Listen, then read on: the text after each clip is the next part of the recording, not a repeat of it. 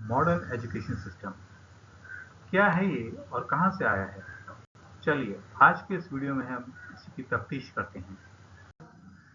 Modern education system, इसका नाम लेते ही हमारे दिमाग में एक कॉलेज का दृश्य सामने आता है जिसमें बहुत सारे स्टूडेंट्स, गर्ल्स एंड बॉयज एक साथ मौज मस्ती में सिविल यूनिफॉर्म अपने घर के कपड़ों में इधर उधर घूमते हुए दिखाई पड़ते हैं। एक ऐसा दृश्य जिसमें सभी लोग खुश नजर आते हैं, सभी कोई कहीं जा रहा है, कोई आपस में बातचीत कर रहे हैं, सब लोग के पास में उच्च तकनीक टैबलेट्स, मोबाइल फोन्स हैं, बैग पीठ पे बैग लिए हुए हैं और बहुत अच्छे से एक दृश्य में पेड़ों के बीच में, पेड़ों की छांव में कहीं से चलते हुए दिखाई पड़ते हैं। और कॉलेज का नाम लेते ही हमारे दिमाग में एक सुनहरा सा जगह की दृश्य उभरता है जिसमें सब कुछ बहुत बढ़िया, रमणीक, मजेदार और सही हो रहा होता है। कहीं कुछ गलत नहीं होता है, सभी लोग आनंद और खुशी से रह रहे होते हैं। एक ऐसा दृश्य हमारे मन में उभरता है। लेकिन क्या ये शुरू से ही ऐसा था? नहीं। तो फिर कैसे थे हमारे पूर्वज और क्या हुआ करता था उनके जमाने में? कैसे रहा करते थे उनके बच्चे, क्या किया करते थे वो लोग? चलिए आज हम इस वीडियो से शुरुआत इस बात को समझने के लिए, मॉडर्न एजुकेशन को समझने के लिए वहीं से करते हैं। पुराने ज़माने में इंसान जब गुफाओं में रहा करते थे तब सभी लोग मिलकर शिकार किया करते थे और खेती बाड़ी किया करते थे, और उनको इसमें सहयोग देने के लिए उनके बच्चे भी उनके साथ में रहा करते थे। इससे उनको सहयोग मिलता था और बच्चों को भी सीखने को मिलता था, तो दोनों कार्य एक साथ हो जाते थे। फिर जैसा कि हमने कई बार देखा और सुना है, एक गुरुकुल की प्रथा भी अतीत काल में कभी रही है। जैसे कि हमने टेलीसीरियल रामायण में भी देखा था कभी कि छोटी आयु में, करीब 7 या 8 वर्ष की आयु में बच्चों को घर से बाहर भेज दिया जाता था किसी गुरु के आश्रम में रहने के लिए, जहाँ जाकर वो कुछ विद्याएं सीखा करते थे, कुछ प्रवीण होने के लिए, कुछ कौशल, किसी कौशल में प्रवीण होने के लिए कुछ विद्या सीखते थे। और वो दृश्य कुछ इस प्रकार हुआ करता था कि किसी पेड़ के नीचे बैठा कोई एक गुरु, आचार्य वहां से अपने छात्रों को, छोटे छोटे बच्चों को नदी के किनारे बहते हुए अपनी कुटिया के बगल में, नदी के बस किनारे बसी कुटिया में अपने बच्चों को साथ, सब बच्चों को एक साथ इकट्ठा करके कुछ ज्ञान दे रहा होता था। और इसी दृश्य के तहत हमारे को गुरु दक्षिणा का भी वो दृश्य दिखाई पड़ता है, जब किसी बच्चे ने चोरी छिपे कुछ ज्ञान प्राप्त करने की कोशिश करी और उसके बाद उसको गुरु दक्षिणा में अपना अंगूठा देना पड़ गया था। यह इस प्रकार का तंत्र बहुत वर्षों तक चलता रहा था मानव इतिहास में, और आज भी कुछ कुछ जगहों पे इसमें के तंत्र को प्रयोग किया जाता है शिक्षा देने के लिए। आप लोगों ने गुरु द्रोणाचार्य की कहानी तो सुनी ही होगी महाभारत में। ये दृश्य कुछ उसी प्रकार से होते हैं। आपको और कुछ भी दृश्य देखने हो पुराने समय में कैसे रहे होंगे, जिंदगी कैसी रही होगी, तो फिर आप कुछ पुराने सीरियल्स को उठा के देख सकते हैं। कैसे हो इनकी सृष्टि। क्लिपिंग्स इस वीडियो में अटैच्ड हैं, आप चाहें तो उनको चला के देख सकते हैं, अन्यथा आप फास्ट फॉरवर्ड भी कर सकते हैं। अब गौर करिए कि कैसे उनकी वेशभूषाएं थी।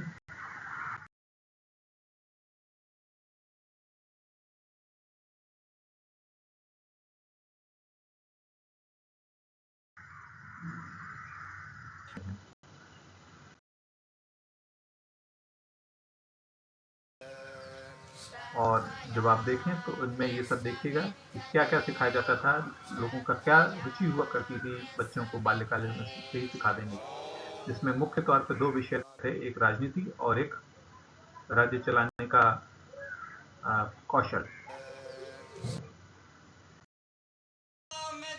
चाणक्य नाम के इस टेली सीरियल में आप इस तरह की काफी झलकियों को देख सकते हैं, जिसका मैंने प्रयोग किया है उन दृश्यों को दिखाने के लिए।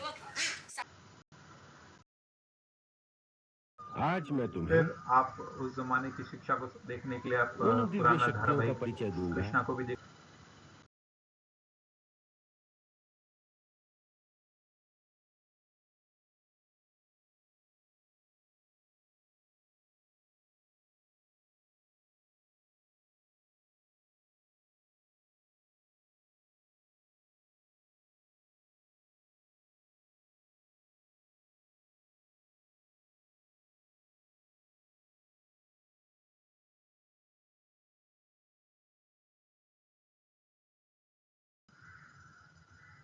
तो क्या ये सब जगह ऐसा था? प्राचीन यूनान में कैसा था? चलिए उसके बारे में भी एक हम लोग थोड़ी सी तफ्तीश करते हैं। एरिस्टोटल नामक प्राचीन दार्शनिक विद्वान ने अपना प्रथम एक विद्यालय चालू किया था। कहते हैं कि विश्व इतिहास में ये प्रथम स्कूल था और ये लाइसियम नाम के किसी शहर में बसाया गया था जो कि आधुनिक ग्रीस में है। और यहाँ पे दर्शन यानी फिलॉसफी पढ़ाई जाती थी और मीमांसा जिसे समझ सकते हैं वो यहाँ पे छात्रों को, तत्कालीन युग के छात्रों को ये दिया जाता था, नवयुगों को। और वह एक उस काल में ये एक बगीचे के समान था आसपास, और बीच में उसमें अखाड़ा हुआ करता था। बगीचों में बच्चे चलते हुए, चहलकदमी करते हुए, अपनी किसी शिक्षक आचार्य की संगति में भ्रमण करते हुए, कुछ वार्तालाप या संवाद करते हुए ज्ञान का आदान प्रदान करते थे। और इस प्रकार से वो पढ़ाई हुआ करती थी। तो उन बगीचों को अकादमी करके बुलाया जाता था, एकेडमी। तो इस प्रकार से ये शब्द उत्पत्ति में आया, जिसका अर्थ वास्तव में एक गार्डन होता है, एकेडमी, मगर अभिप्राय में इसका अर्थ एक वह स्थान जहाँ पे कि छात्रों को शिक्षा दी जाती है वो बन जाता है। और क्या क्या पढ़ाया जाता था उन अकादमियों में? तो तत्कालीन युग की फिजिक्स और मैथमेटिक्स, केमिस्ट्री, बायोलॉजी इतनी तो संपन्न नहीं थी, तो जो कुछ भी उपलब्ध था उसी के अनुसार ज्ञान दिया जाता था। पुराने युग में लोगों को उस तत्कालीन धार्मिक साहित्य के बारे में पढ़ाया जाता था, लॉज जो समाज में, जिसके द्वारा समाज को संचालित किया जा रहा है, ऐसी व्यवस्थाओं के बारे में जानकारी देते थे। फिर मेडिसिन, जो कि हर युग में हर एक समय जरूरत पड़ती रही है, एस्ट्रोनॉमी, और उसके बाद खगोलशास्त्र यानी एस्ट्रोनॉमी, मिलिट्री साइंस, कुछ लड़ाई की विद्याएं, और उसके बाद कुछ 18 कलाओं को और माना गया था भारतीय उसमें, जिससे कि बच्चों को प्रवीण होना ये माना जाता था कि वो जीवन आसानी से जी सकेंगे। प्राचीन इजिप्ट में, वहाँ की संस्कृति में शिक्षा दीक्षा का एक जो चलन निकला था, लोगों को महसूस हुआ था कि कुछ ऐसी ज्ञान बचपन से ही बच्चों को दिया जाए तभी वो सफलतापूर्वक सार्थक हो पाएगा। तो इसके लिए उन्होंने एक तंत्र बसाया था, और उस जमाने के जो शिक्षक थे वो मोस्टली पुजारी वर्ग, ब्राह्मण वर्ग के लोग थे, तत्कालीन वहाँ के समाज के प्रीस्ट, जो कि बहुत ही समझदार बुद्धिमान माने जाते थे। और वो इस प्रकार की शिक्षा को बच्चों में प्रदान करते थे, और वो भी सिर्फ संपन्न घरानों से आए बच्चों के और एरिस्टोक्रेटिक घरानों से आए बच्चों के। और वो शिक्षाएं जो थी, उनको वर्गीकृत करें आज के युग के अनुसार, तो वो थी थोड़ा सा इंसान को समझने से संबंधित कुछ शिक्षाएं, जिसको ह्यूमैनिटीज बुलाते हैं, फिर विज्ञान, साइंस, फिर चिकित्सा विज्ञान या मेडिसिन, और थोड़ी बहुत गणित हुआ करती थी और जियोमेट्री हुआ करती थी। बट लेकिन असल जो इंजीनियरिंग और आर्किटेक्चर से संबंधित जानकारियां हुआ करती थी, ये ब्राह्मणों से नहीं मिलती थी। तत्कालीन समाज में ये मुख्य धारा की शिक्षा नहीं मानी जाती थी, बल्कि इसे एक कारीगर का कौशल माना जाता था, और जो इसको सीखने के लिए किसी कारीगर के पास ही जाना पड़ता था। ये स्कूली शिक्षा के तंत्र में नहीं आता था इसका ज्ञान। क्या पद्धति थी पढ़ाने की पुराने समाज में? अगर इसके बारे में हम लोग बातचीत करें तो पुराने समय में बच्चों को पांच तरीके से पढ़ाया जाता था। एक तो ओरल ट्रेडिशन, जिसमें कि बच्चों को मौखिक ज्ञान दिया जाता था। अप्रेंटिसशिप, किसी कौशल कारीगर के अंदर में रह के सीखना उसको देखकर। फिर ऑब्जर्वेशन एंड इमिटेशन, दूसरे किसी मास्टर व्यक्ति को देखना और सीखना। और बाद में रिटन रिकॉर्ड्स का एक चलन निकला। और बाद में युग में स्कूल्स और एकेडमीज भी अस्तित्व में आ गई, जिसके बारे में हम आगे चर्चा करते रहेंगे। तो क्या क्या शिक्षा दी जाती थी उस पुराने युग में? तो बच्चों की उम्र के अनुसार उनको शिक्षा दी जाती थी। सबसे प्रथम तो छोटे बच्चों को मॉरल एजुकेशन आना आवश्यक था कि ये प्रत्येक बच्चे को उसके बाल्यकाल से ही दे दिया जाए। तो मॉरल एजुकेशन माना जाता था कि ये बच्चे घर से ही सीख कर आते हैं अपने माता पिता से, और इसको बाहर से नहीं सिखाना पड़ता। हालांकि यद्यपि कभी कोई टीचर होते थे तो वो मिल जाएं, कोई बच्चे छोटे 5-6 इकट्ठा कर लिया तो उनको साथ में बिठाकर थोड़ा विषयों पे कुछ कहानियां वगैरह चर्चा कर ली छोटी बच्चों की, और इस प्रकार से ये शिक्षा दी जाती थी। थोड़ी बहुत गणित भी सिखा दी जाती थी, संख्या और शब्द वगैरह भी सिखाए जाते थे।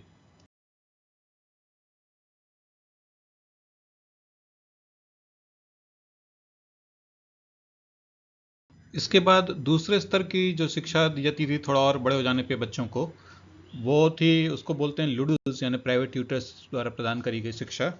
और लुडुस के दौरान ये जो शिक्षा थी मोस्टली संपन्न पैसे वाले घराने के बच्चों को मिलती थी, और एक प्राइवेट इंस्ट्रक्टर जो होता था बच्चों को थोड़ा बहुत साहित्य वगैरह सिखाता था।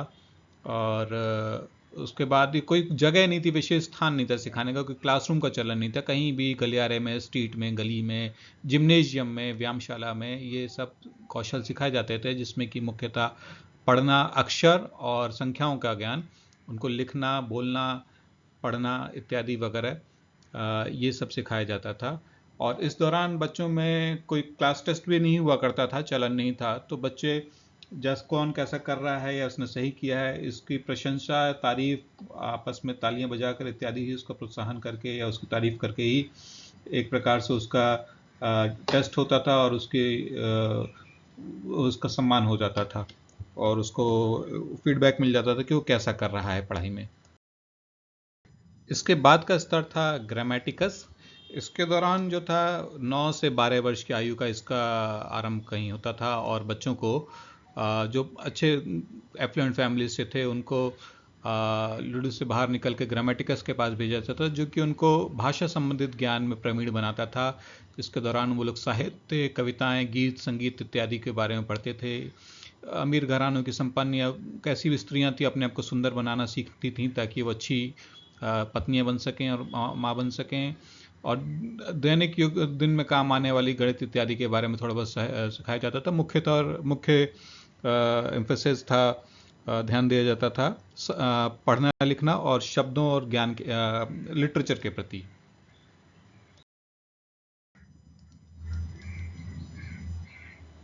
इसके बाद का स्तर था रिटॉर का, जो कि और बड़े युवकों को ये दिया जाता था। इसमें बहुत कम युवक जाया करते थे। रिटॉर का अर्थ हुआ बातचीत करके प्रभाव जमाने की कला।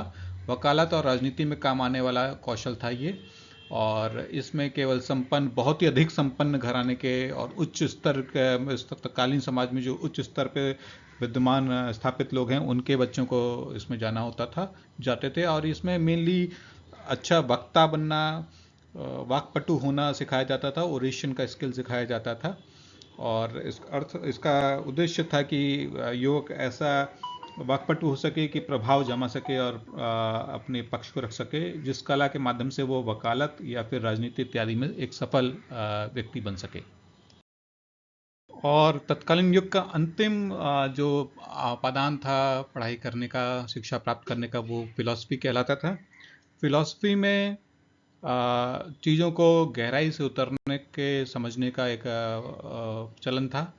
इसमें तो केवल एकदम ही दुर्लभ प्रवेश करता था। तत्कालीन युग में भी बहुत कम स्टूडेंट जाया करते थे, और थोड़े बहुत फिलोसफर जो पढ़ाने को थे वो ग्रीस वगैरह में थे। इसके लिए पढ़ने के लिए आपको, इसकी शिक्षा के लिए आपको किसी दूसरे देश में जाना पड़ता था। तत्कालीन युग में ग्रीस जो जगह थी वहाँ पे जाते थे रोम के लोग और दूसरे देशों से आए लोग।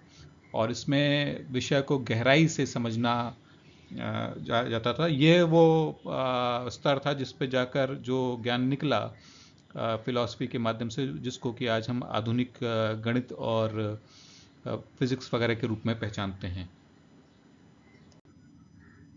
तो शिक्षा का ये तंत्र हमने ग्रीस और रोम के बारे में पढ़ा।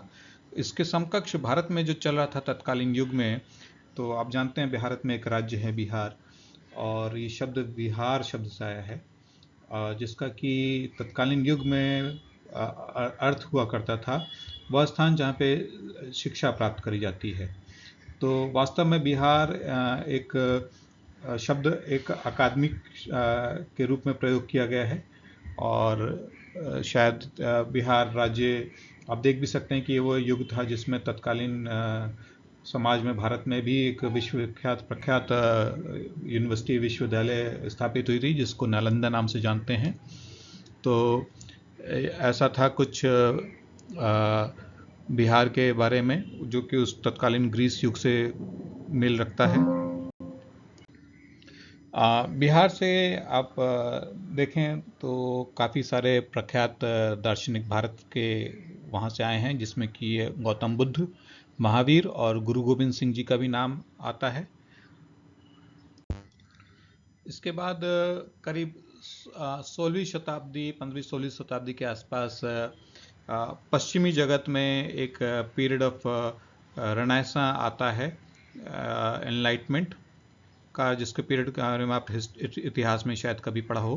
तो ये वो समय था जिसके दौरान एक फ्रांस में एक प्रोजेक्ट को चालू किया चर्च के तत्वाधीन में, जिसका उद्देश्य था कि उस समय जितना भी ज्ञान इंसानों द्वारा प्राप्त किया जा चुका था उसको संग्रहित करके संचित करना, बचाना। और इस प्रोजेक्ट का नाम तो प्रोजेक्ट इंसाइक्लोपीडिया। ये एक इम्पॉर्टेंट ज्ञान बिंदु है मॉडर्न एजुकेशन सिस्टम को समझने के लिए। कैसे, क्यों, अभी आगे देखते हैं। प्रोजेक्ट इंसाइक्लोपीडिया के दौरान ही सभी ज्ञानों को एकत्रित करके किताबों में खंडों में विभाजित करके दर्ज करना शुरू किया गया। और यह वो युग था जिसके दौरान जो खंड उत्पन्न हुए इंसाइक्लोपीडिया के, तो उनका नाम जो पड़ा फिजिक्स, केमिस्ट्री, बायोलॉजी, यही वो नाम आज की तारीख में सब्जेक्ट्स कहला के स्कूलों में प्रयोग किया जाता है और बच्चों को इसी प्रकार से प्रसारित किया जाता है।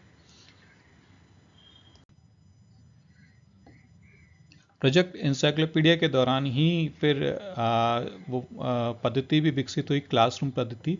जो पुराना अकादमी का चलन था बगीचे में सिखाने का, वो विलुप्त होते हुए एक नया, उसके स्थान पे एक नया पूरा अच्छी खासी इमारत का चलन आ गया। और उसी के दौरान प्रोजेक्ट इंसाइक्लोपीडिया के दौरान ही फिर क्लासरूम नामक घटकों का भी अस्तित्व आ गया स्कूलों में, माध्यम जिसमें कि बच्चों को उनके आयु के अनुसार वर्गीकृत करके बिठाया जाने लगा कि हम उम्र लड़के बच्चे आसानी से सीख सकते हैं, बजाय कि अलग अलग उम्र के सिखाएं, एक साथ बिठा दी जाएं। तो इस तरह की पद्धति को, जिसमें हम उम्र बच्चों को, एक उम्र के बच्चों को साथ में बिठाया जाता है क्लासरूम में करके, उसको स्ट्रीमिंग बोला जाता है, ये चलन में है। और इसके समकक्ष एक दूसरा भी पद्धति कभी कभी प्रयोग में होती रही, जिसको सेटिंग बुलाते हैं, जिसके दौरान जो बच्चे जिस विषय में अधिक प्रवीण होते हैं उनको एक साथ इकट्ठित कर दिया जाता है, उनकी प्रवीणता के अनुसार उनको वर्गीकृत किया जाता है, इसको सेटिंग बुलाया जाता है। तो क्लासरूम और स्कूल्स के एग्जिस्टेंस में आ जाने के बाद से क्या उद्देश्य था बच्चों को स्कूल भेजने का तत्कालीन समाज में लोगों का? माता पिता क्यों अपने बच्चों को स्कूल भेजा करते थे? तो उनका उद्देश्य उस समय भी यही था कि कुछ प्रकार की खास सोचने की कलाओं को विकसित करते हैं, जैसे क्रिटिकल थिंकिंग, एनालिटिकल थिंकिंग इत्यादि, रिफ्लेक्टिव थिंकिंग, क्रिएटिव थिंकिंग। बच्चों में सोचने के कुछ कौशल को विकसित करने का उद्देश्य हुआ करता था। कॉन्क्रीट थिंकिंग, फिर abstract thinking, convergent thinking, divergent thinking इत्यादि। और ये माना जाता था कि इस प्रकार के सोचने के थिंकिंग स्किल्स बच्चे अपने अंदर विकसित कर लेंगे तो फिर आगे जाके एक सफल व्यक्ति बन सकेंगे और माता पिता का जो समाज में पद या स्थान है उस तक पहुंच पाएंगे, उसको संरक्षित और प्राप्त कर सकेंगे। तो इन कारणों से स्कूल भेजा जाना शुरू किया गया और यह थिंकिंग स्किल्स को विकसित करना को ये जान लिया गया था कि ये कोई एक मिनट का एक पल में घटने वाली विद्या वो नहीं है और इसके लिए एक लंबी दौड़ लगानी पड़ेगी। इसलिए स्कूलों को लंबे समय तक चलाने के अनुसार ही विकसित और निर्मित करा जाना शुरू कर दिया गया। तो जो क्लासरूम और स्कूल का जो चलन निकला तो फिर उसके कुछ फ़ायदे भी हुए कि जैसे अब भटकना नहीं पड़ता था कि कहाँ क्या शिक्षा दी जानी चाहिए, कुछ सोचना नहीं पड़ता था। एक निश्चित पद्धति, एक निश्चित तरीका निकल आया बच्चों को सिखाने का, जिससे माता पिता और समाज को आसानी होने लग गई क्या सिखाना है बच्चों को इत्यादि सोचने का ज़्यादा दिमाग नहीं खर्च करना पड़ता था। मगर फिर इसका एक नुकसान भी निकला। क्या क्या नुकसान थे स्कूल सिस्टम के क्रिटिसिज्म जो बना उस युग में, उसके बारे में भी हम थोड़ा सा चर्चा करते हैं। जैसे कुछ खास एब्स्ट्रैक्ट सब्जेक्ट के बारे में अधिक ध्यान दिया जाने लगा, उसमें आम दिन की गणित वगैरह पे कम ध्यान दिया जाता था। बच्चों को आसपास के जो चल रहा है उस पे जो चैलेंज उभर रहे हैं उसके बारे में जानकारी नहीं है, दुनियादारी के बारे में कोई समझ नहीं है। स्लो लर्नर्स और डम लर्नर्स टाइप के लोगों को लेबलिंग होने लग गई। फिर अपना किताबी जानकारी में ज़्यादा चले गए बच्चे और अब आसपास में जो वास्तविक ज्ञान है उसको पहचानना छोड़ दिया। थिंकिंग स्किल्स ज़रूरी नहीं कि जितने प्रकार के हुआ करते थे सभी कोई आसानी से विकसित हो पा रहे हैं सभी बच्चों में, और क्योंकि फोकस कहीं और है। तो ये सब जो थे शिक्षा पद्धति, क्लासरूम और स्कूल्स के जो था क्रिटिसिज्म बना।